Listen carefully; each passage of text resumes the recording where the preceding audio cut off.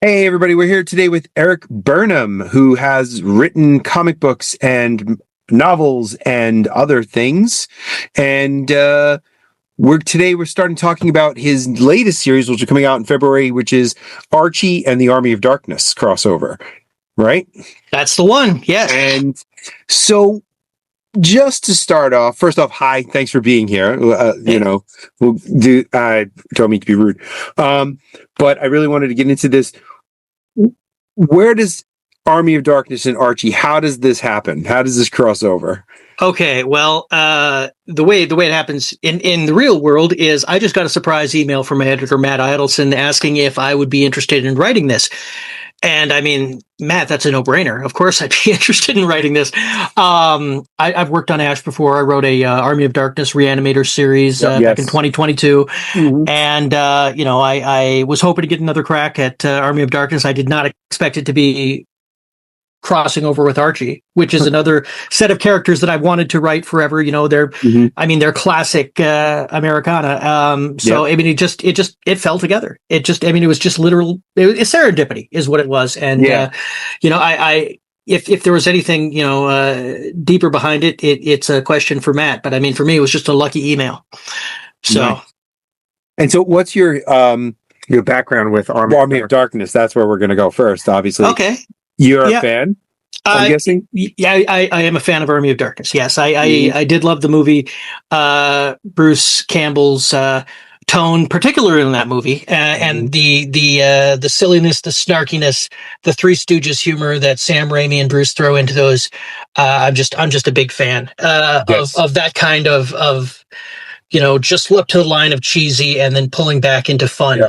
Mm-hmm. I mean, that's my sense of humor right there. You know, we're all upper Midwesterners. I think it's kind of a part of what's in the Great Lakes water. But yeah, no, I've enjoyed it since I saw the first movie. 30 years ago. Yeah. We're both big fans of the movie too. And that's why it's funny because while you are on here is we have sort of an agreement with Dynamite, and Dynamite lets us interview their creators and they send us lists. So I said, this is coming out. Who would you like from this list?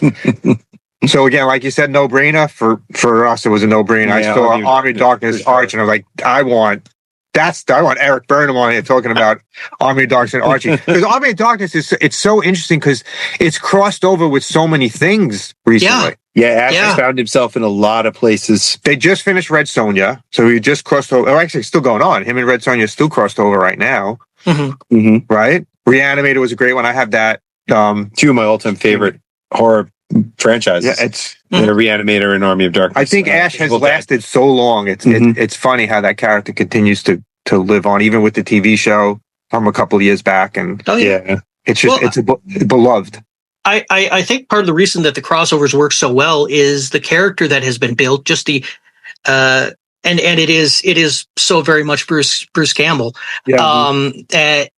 It works because that type of personality, that snarkiness, that, oh, come on, what else? Yeah. That works no matter what situation you put it in. Oh, come on, what else is a fantastic way to set up a crossover because there's no, it's just, being resigned to it, being annoyed by it, and getting through it as quickly as possible. That's just, I mean, it works in any kind of situation you want to put the character in. And I love characters like that being able to be put into any kind of situation. And it's, I've gotten to work on characters like that a lot in my career, and I enjoy it every single time. And I really enjoy it with Ash. So I'll save this question for later. Let's stick with Army of Darkness, Archie. So it's going to take place in Riverdale? Yes. Yep. What the gig is that a new S-Mart has opened in Riverdale. Ash has been transferred there. He's working. He's enjoying himself. Archie gets into an Archie situation where he needs some money, and he gets a job, and S-Mart is hiring, and here's your new training manager. It names Ash, you know what I mean? It's just right. It was the perfect opportunity to throw out a name's Ash, just organic. And yeah, so I mean, he gets a job there, and Ash tells him all kinds of wild stories, none of which he believes. Right. And then he goes to a spring break party that Reggie is throwing at a house that some relative that he doesn't remember having left him. And in a hidden room is a whole bunch of books, and that's a really weird book over there. And what are these words? And then, yes, Archie reads the words out loud, and then we, are off to the races. Oh, that's awesome. So great. Jughead has a Deadite. Yes! Jughead always gets the raw end of the stick of the Archie horror stuff. Did you notice that? He really took a beating in Afterlife with Archie and a few others, I'm hoping to subvert that just a little bit, just because of how much of a beating Jughead has taken in some of the other horror ones. Yeah. And I don't want to spoil the ideas, just in case, something changes between now and the time I write the script. We're just shooting out here. So. Yeah. No. But that was something that came to mind. I said, how can I do this different? Because I mean, given those past series, there's going to be some things that folks are going to expect and either hope for or hope we don't do. And I'm hoping I find the right path. Now, how many issues is it planned 5 for? issues. 5 issues. 5. Yep. Nice. Mm-hmm. And it's being published by Dynamite, right? I believe so. I believe it's a Dynamite has taken the lead and is running the production and all that, but everything is obviously approved by Archie as well. Nothing is hitting the page without their say so. Right, and Archie's crossed over with a lot of characters over the years. It's funny; those have become some of my favorite releases in comics in the last few years. Though the Archie crossovers, and I never really expected it. It started. The Afterlife with Archie was the one that I liked. That was the first one I noticed.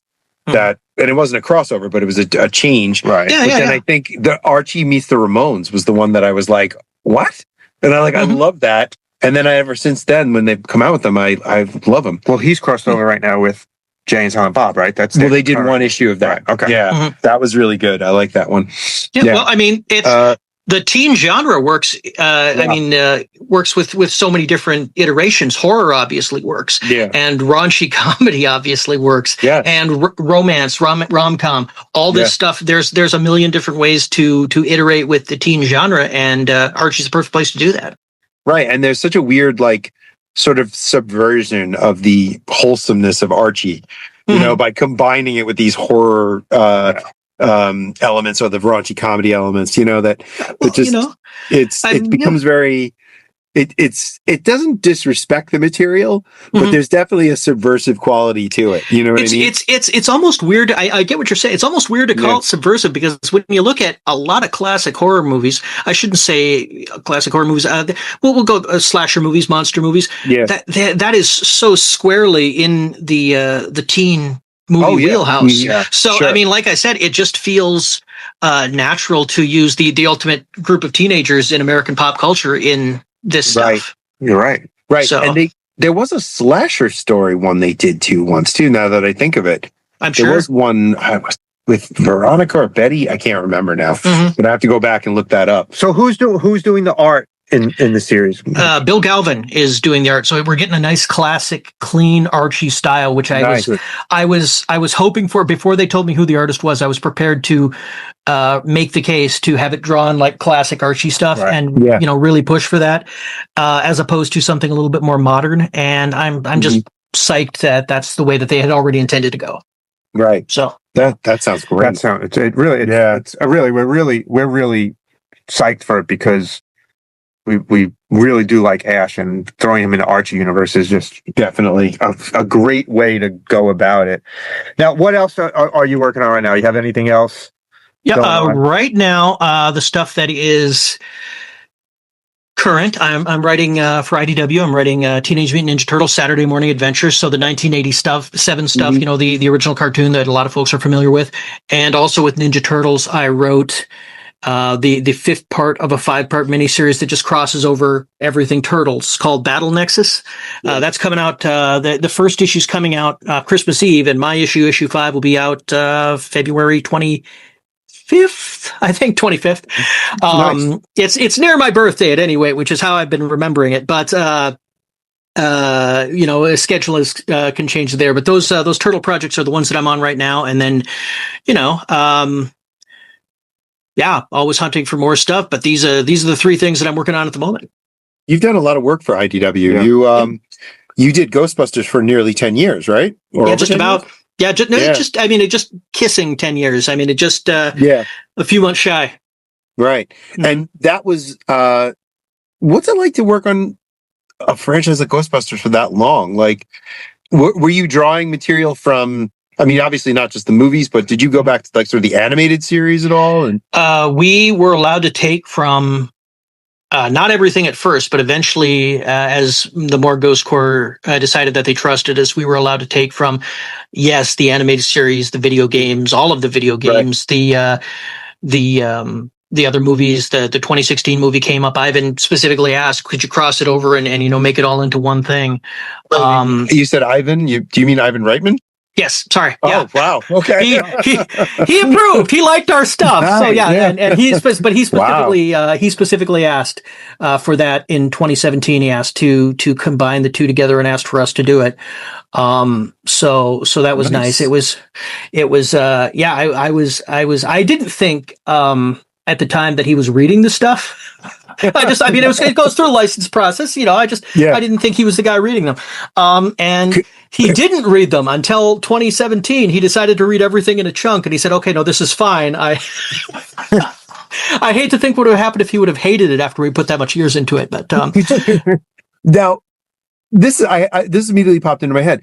Once you knew Ivan Reitman was reading it, did that like put extra pressure on you as a writer? It didn't change anything that I did. I'm going to have. I've got enough pressure on me as it is, just naturally. Everybody's going to hate this. Send. But no, I mean the pressure's the same. Just because I always want it to be. I want it to be the best that I can do it. I want everybody to like it, which is an impossibility. Yeah. But that's still the goal, and it's always all the thing. 99 people say this is amazing. I love this. It's my favorite comics. It means a lot to me. One person, this sucks. You should die, and that's the one I'm going to remember. Right, 100%. So that's with anyone. That's the one you're with. That's how it always is. So I just feel the pressure of that one person who hates me, who I know is out there. And it's just, I think every creative, almost every creative feels that way. There are a couple of very, lucky folks who are walking pits of confidence, but everybody else, has that, Well, you seem to be writing beloved franchises. People who love these things. Beloved franchises. Yeah. Right.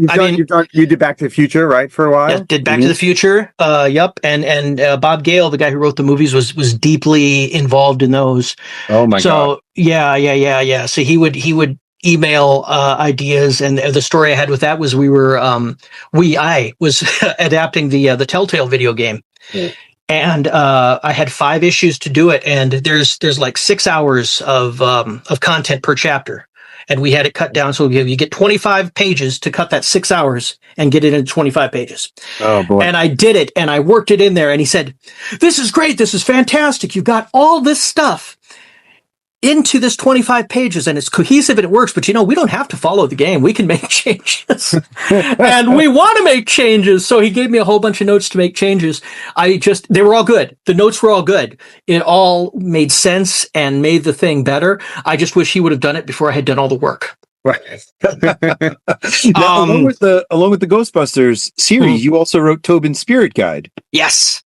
Yeah, that was copy of Tobin's Spirit Guide that exists now in the real world. Yes, was written by you for Insight Edition. Yes, I got to do that, and the only regret with that one, I think, is that I only got 96 pages.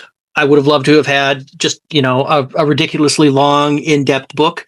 Yeah, I don't think that's the kind of thing. Mm-hmm, yeah, I would have liked an inch thick book. I would have loved to have done that. I would have done it for the same fee, but it's as far as it goes. It was just. I mean, I don't think I've had anything that wasn't a dream project. Everything I've worked on has been stuff that I've loved. Everything I've worked on has been a lot of fun, and so I mean, and that was certainly no exception. It was one of my absolute favorite projects. So I just, I have nothing bad to say about anything I've worked on. It's just all been, pinch me, I'm dreaming. I'm gonna tell you, I loved Ghostbusters so much. I still love the movie. It's one of my favorite movies because I was the exact right age when it came out. But the the idea that Ivan Reitman would be reading anything that I wrote about, I would be laying awake and I would not be able to sleep. I tell you, all I remember from, we met him, we did a panel with him at San Diego one year, and all I remember was they took a group picture of the signing that we did, and it was just like a real quick succession, 1-2. Yeah. And he's sitting there at the end, and he doesn't smile right away because he didn't realize that they were ready, because the digital camera goes so fast. So it's 2 photos, and the first one looks like he wants somebody dead.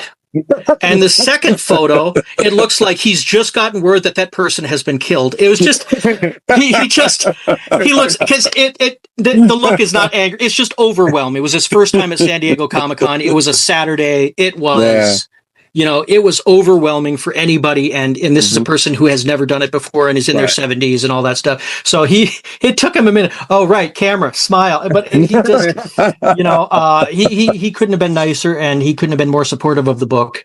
So I just, No, that's great. That's amazing. So tell us a little bit about your comic book journey. Are you a longtime comic collector? You collected comics as a kid? How did you get into comics? Yeah, the story I tell is I had a bunch of comics when I was a kid, and then and they were fine, and I looked through them, and then everything we owned went up in a fire. And the first thing that I owned after that fire, my grandpa gave me one of his comics from his, for when the grandkids are visiting, stash to keep them quiet. And I just imprinted on that, and I just I became all about comics, and I've never lived near a shop or anything, so it was just always catch as catch can, find what looks interesting. But that first comic, it was an Avengers annual, had a Jack Kirby cover, Nucleo, and the Vision backup story, all this stuff. It just grew, and comics became more and more of a thing that I liked.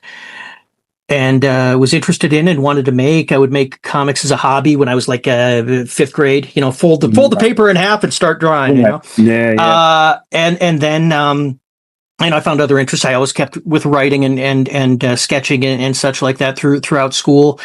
I got into broadcasting and worked in radio for a few years, and then I lost my job. Didn't have anything to do for a while I was looking for another job. So I was just hanging out on the internet, catching up with what was going on with comics, and chat groups with folks. And one of these chat groups is like, Marvel is sucking right now. DC is sucking. All this stuff is terrible. We could do better. Mm-hmm. Okay, put your money where your mouth is. And we did. We put together an anthology. Shooting Star Comic Anthology came out in 2022. 2002.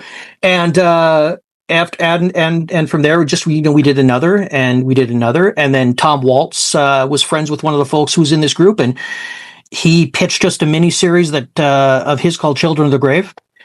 We published that. IDW wanted to print the trade paperback, and working with them, they decided, hey, we like Tom. They hired him as an editor, and then Tom said, hey, I like your work to me. Would you like to pitch for some anthologies I'm running now? Thanks. I said yes, and then it just became, I stole the story to an anthology, and then I did a mini series that nobody wanted to do as a tie-in to a toy, brand new toy that lasted all of one Christmas season. And what then, toy? It was called Nanovore. It was kind of like a Pokemon kind of a thing. Okay. Yeah, like a little collectible fighting game. Mm-hmm. And then I did an A-Team miniseries or a couple of one-shots. That was the what's that called? War Stories. War Stories. Yep. Mm-hmm. Was I got to write the movie. Yep. I got to write BA and Murdoch, so that was cool. Nice. Mm-hmm.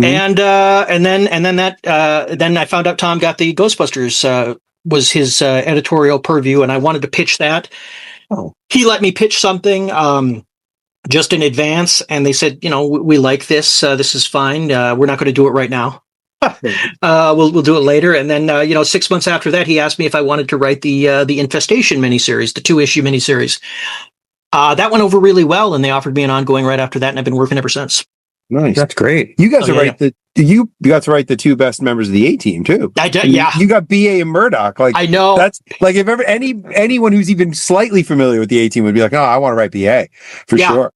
It was fantastic. And Murdoch was my guy. I just, he was the most fun to write. BA was a little bit more of a challenge, but certainly a lot easier than Hannibal or Face would have been for me. Oh my God. Yeah, definitely. Yeah. My regret, I think, is that I didn't get to write a full team. full team story, but I mean, I can't complain. I mean, like I said, everything I've worked on has been a dream, and I loved the A-Team when I was a kid. Yeah, that's great. That you're writing stuff that you love. That's really that's fun. A great way to go about a career. Let me tell you. Yeah, I am not complaining. Where are you located? I am located right in the middle of Minnesota, so a couple hours north of the Twin Cities. Okay. If people have seen the movie Fargo that takes place in Brainerd, I'm from Brainerd. I'm in Brainerd. Okay. Mm-hmm. So that's the pop culture thing that people usually understand. And right now it is snowing like hell out there. It is coming down. It's we're getting almost 8 to 10 inches, I think, today. So wow. Believe me, I'm glad to be on this call as opposed to shoveling.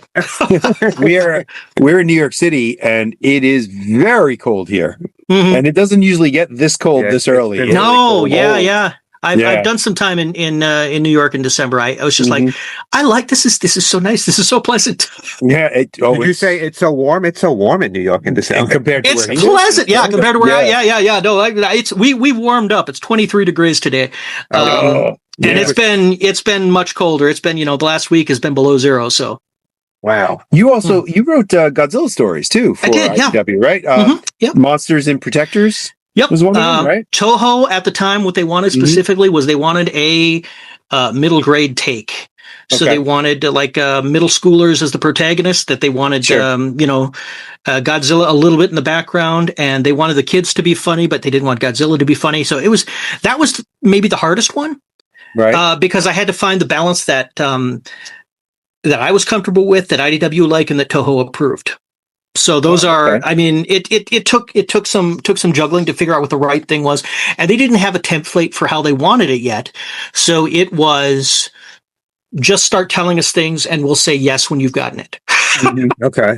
So there were a few no's before the yes, but we did get where we wanted to be, and we did get to have a lot of fun. And I remember with that there was a couple of adults that, because it was the first Godzilla project that had come out in a while, and they're like, "Why is this for kids? This isn't serious. This isn't adult. This is ridiculous. Godzilla was never like this." And meanwhile, I'm watching the old Godzilla movies where that it's just like there's some goofiness in the 70s. And I loved it. Right. Really 100%. We were tapping all that stuff. And again, I do love Godzilla stuff, and it's not my favorite Godzilla stuff is the first movie I loved. I love the most recent one. Minus one. Yeah, I keep wanting to say -0 because that's the next one. That's one. Yeah, -1 was great. -1 is fantastic. Yeah. So I love that's my as an audience member. Those are where I go. But to write, there's nothing better than just the giant goofy 70s vibe. So. Yeah, Godzilla versus Megalon, for example. Like that's the one where he does the kick flying through the air. Yeah, they're right. Yes. Yeah. It's like I said, it's just good stuff, and it's played so straight. It's so earnest. Yes. Even the most goofy things is earnest, and I love that, and I love being able to do that. And it was a lot of fun to do. So we got to do a year's worth of stories for that. And I got to work with Dan Schoening and Luis Delgado, my Ghostbusters art team. And it just, like I said, I mean, it's at the risk of sounding like a broken record, it's just everything has been fun. Yeah, and I know I feel like I'm just listing things here, but you are. But because I am. But there's one thing I did want to talk to you about. One thing you've asked like 5 already. I'm sorry. The 7th thing he wants to talk about. Sure. There's still more stuff because there's some really interesting things on the TV here. Go ahead. Really, Galaxy Quest. The journey continues. Yeah. If there's one movie that you were to ask me, if there's one 90s movie that should get a sequel, it's Galaxy Quest. Yeah. I never understood why it didn't have a sequel. It was one of my favorite comedies of that time period. I thought it was just great. They just played the whole thing correctly. How does that come about? Like, who was that? That was through IDW too? That was through IDW, and it was just we had finished with Ghostbusters with the ongoing series, and we're still doing miniseries stuff, but that left me with room on my plate, and it just came up. We'd like to do something Galaxy Quest. So let's do some Galaxy Quest, and because they still have the license, and I love it's another thing that I love. I wanted to do that with Dan and Luis as well, but Dan had a conflict and so couldn't do it. Mm-hmm. I think if he had, we might have, probably done a couple of years on Galaxy Quest. But the reason it never got a sequel was everybody got busy. Yeah. And then Alan Rickman died. That's why because they all wanted a sequel. Everybody wanted to do a sequel. Mm-hmm. They were coming back first. They were going to do a TV show. Everybody was signed on for the TV show, and then Alan Rickman died. So, what a shame. That would have been great. Oh my goodness. I would have loved to have seen more. And I think, they're still looking for ways to do more with the property because the CBS owns it, Paramount owns it. So, I mean, it's the same people who were okaying Star Trek. Okay, it's just like, come on. Yeah. Let's merge it. Let's do the crossover. You're a fan of the Orville. I love the Orville. Orville's great, yeah. The Orville, like Galaxy Quest TV show would have been like the Orville. Orville was a great show. Yeah. I wish we would have got more of that. Yeah. Yeah, that would have been great. Great property. Yeah. It I read an awful lot about why they didn't, and just things falling through and it being so expensive and all that stuff and stuff. I hope that they find a way to come back in another way. I know do a movie or something. Yeah, a movie. I know. One of Seth MacFarlane's ideas got turned into a novella that was really good. The comics were really good too. All the comics were good. Yeah, are really good. Mm-hmm, mm-hmm. It's a great property. It didn't go the way it wanted it to go. I think it got hobbled a tiny bit because they expected it to be Family Guy in space, and it started off a little goofier before it got to what he really wanted to do, which was Next Generation-ish. That's exactly, you know what I mean? And that's what made it great. Yeah, exactly. So it has humor, and it has heart, and it felt like the kind of show that Star Trek was. And if they ever announce more, I'm going to be right there for it. Me too. Yeah. I'll be the first one watching it. Now, now is there a property that you would like to work on that you haven't had a chance to yet? Oh, yeah. There are a few. Looking at 80s stuff, it would be fun to work on. It would be fun to work on Indiana Jones. It would be fun to work on something with Monster Squad. Great. Anything Shane Blackie would be a lot of fun. Like a Nice Guys miniseries or something along those lines. I just, there's a million things that be fun, and it's just, putting on a spot. I forget half of them, 10 minutes after we end the call, it'll be like, I should have said that, but, Manimal, the Golden Child. Why? I want to write the Golden Child. Let's get Chandler Yarrow back into the saddle. But you're becoming the Army of Darkness guy, right? So you've written 200 Monster Squad. Army of Darkness would be awesome. It would be. I think the only reason Monster Squad hasn't been done, because people have looked into it over the years, is because the rights are a snake pit, and nobody's sure who owns what or how, or how many people you have to get to say yes to get a thing. So I think that's why that hasn't been mined, because there's certainly a lot of fondness for it, a lot of nostalgia. That would be great. A Monster Squad comic series would be anything related to the Monster Squad. That movie's been forgotten in a lot of ways. It's a great movie. It's really good. Now, how about Ghostbusters Army of Darkness? No.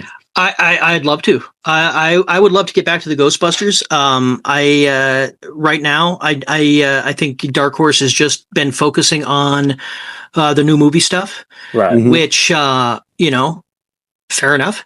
But like I said, I'm open to doing more if they're ever interested in having me back. So for sure. And there was tip of my brain that just went away when you mentioned Ghostbusters Army of Darkness, when I thought of how much fun that would be, and it's just like my brain went blank. But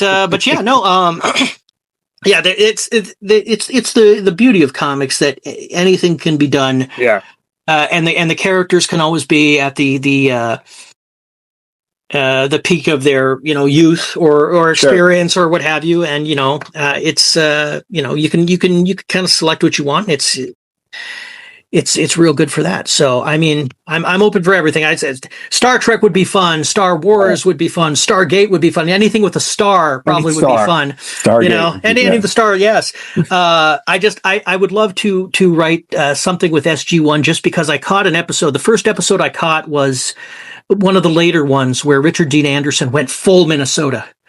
His accent went to like 12 and he's just sitting here, oh yeah, save the world, okay, sure, yeah, I'm just like, wow. So it'd be fun to try and get that onto the page.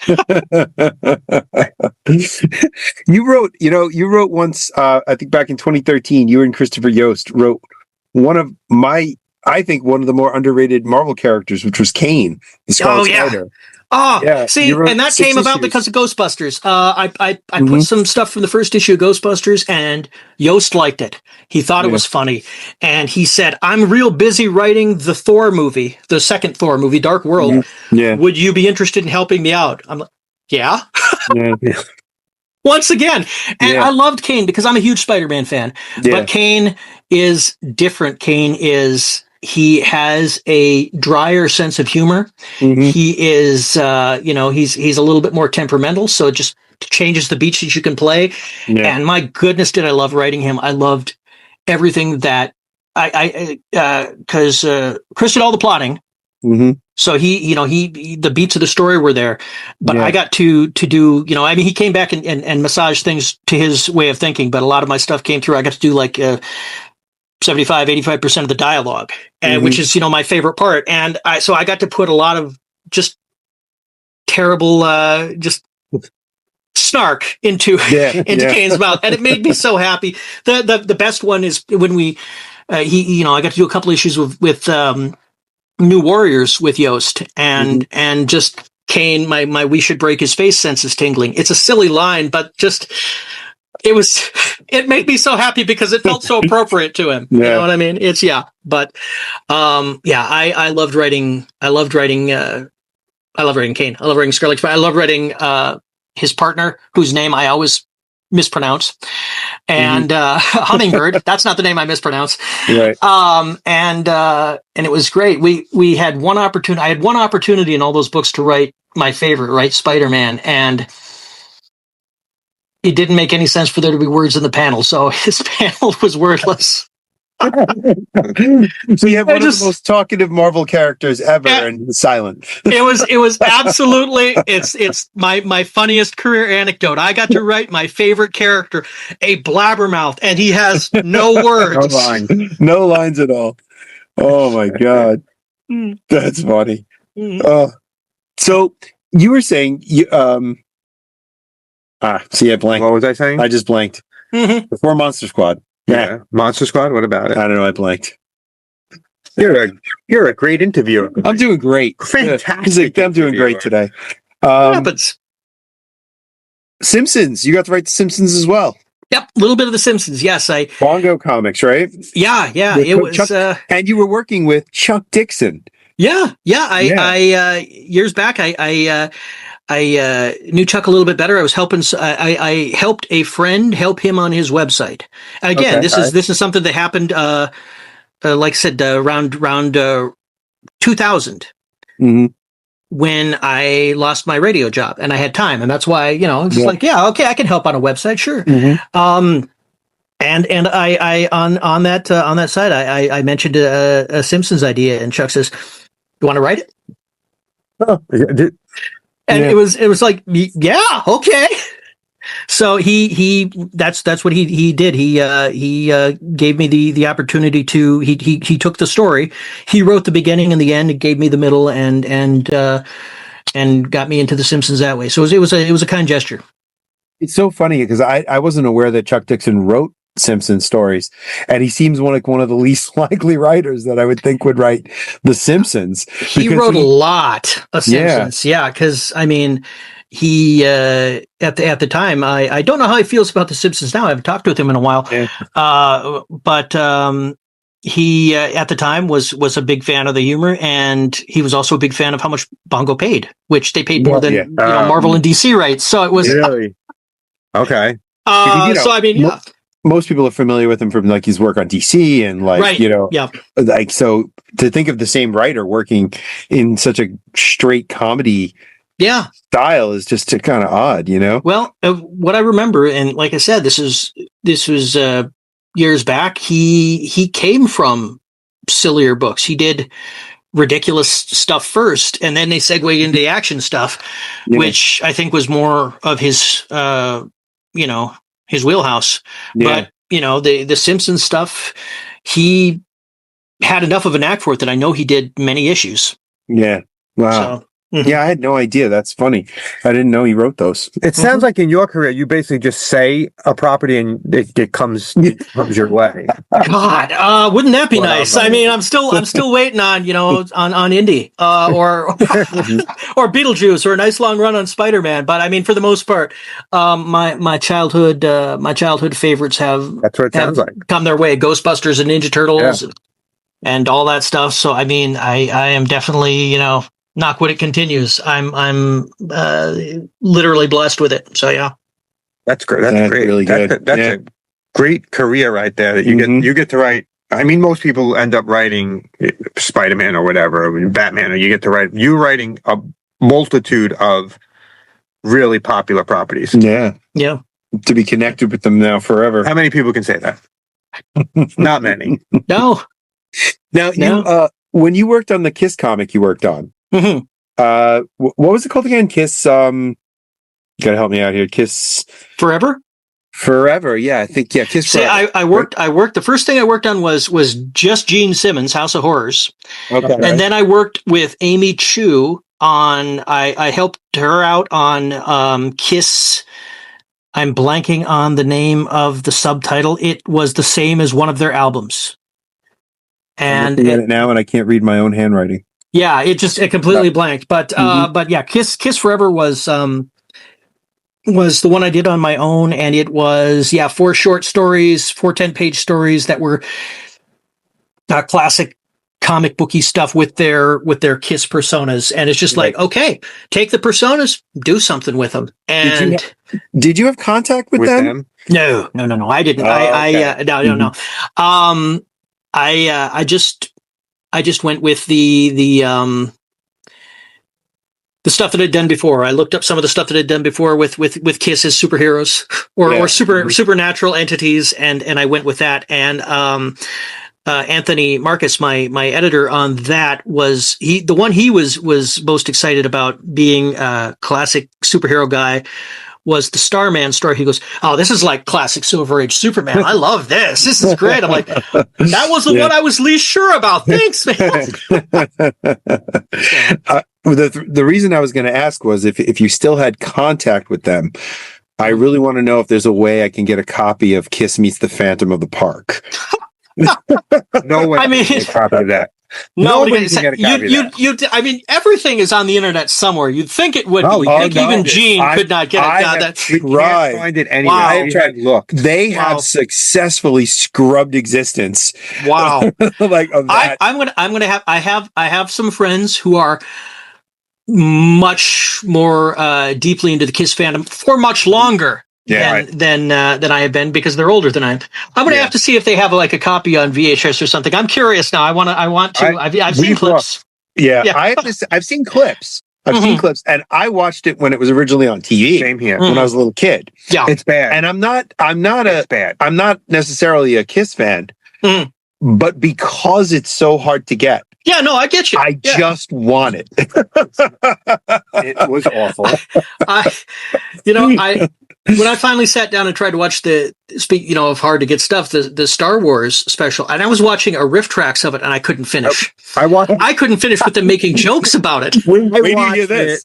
Every single Christmas morning, I have made my kids watch it for the last 13 years. Oh my goodness! Every Christmas morning. I did, but I did go really hard to New watch. York. Some friends took me to a burlesque show that every Christmas does, a Star Wars Christmas special burlesque show. There he is. And I saw more clips of the show. I saw more clips of the show at that burlesque show that I was able to get through on YouTube. Wait, where did you go to the burlesque show? That was Hotsy Totsy. It was the burlesque show, if I remember correctly. What city? In New York. In New York. Yeah, my daughter went to see that. Yeah, they do this one every year, I'm told. She loved it. It is great. It is fantastic. It is a great show. It is very funny. They nailed it. Oh, That's a hard sit. I still don't know how you do it. Every year. I know you do, but I don't know how you do it. I made it through maybe twice, and I can't. It had such an impact on me as a kid. Yeah. That's why I keep watching it. I get murderous toward. I'm just Lumpy. waiting. I'm just waiting for Favreau and Filoni to somehow remake it with new segments and put it all together into a thing, and then all of a sudden everybody's watching it now. Right, on Disney Plus. Yeah, I would watch it in a second. I have a whole shelf dedicated to it back there. Oh my goodness! I tell you, Army of Darkness. It's always Holly Backfield. Boom. See, it's I would watch Ash kill Lumpy. That would be fine by me. Itchy. Oh no, Itchy can be left alone. Lumpy, I can't stand. The only way I would want to see this is if we got B. Arthur coming around with the chainsaw hand. Yeah. Then it's a winner. That's right there. With the chainsaw. That was great. Which would also work if it was an Army of Darkness Golden Girls crossover, which now that I say that out loud would probably work really well. It would definitely work really well. Sophia fighting alongside Ash. Yeah. I honestly, I think that would probably be a saleable product. Oh my goodness, I'm surprised. Yeah. You're going to pitch that. Yes. Yeah, I'm going to say, can we get the Golden Girls license? No, it's too much. It's too, we can't afford the Golden Girls. It's too popular. Thanks a lot, Deadpool. That's a good one. That's great. Oh yeah. Thanks a lot. That's right. That cost him a lot of money. It cost him a lot of money to wear that shirt. It did. Yeah. That's crazy. Yeah. You have any appearances coming up? You're doing any conventions coming up?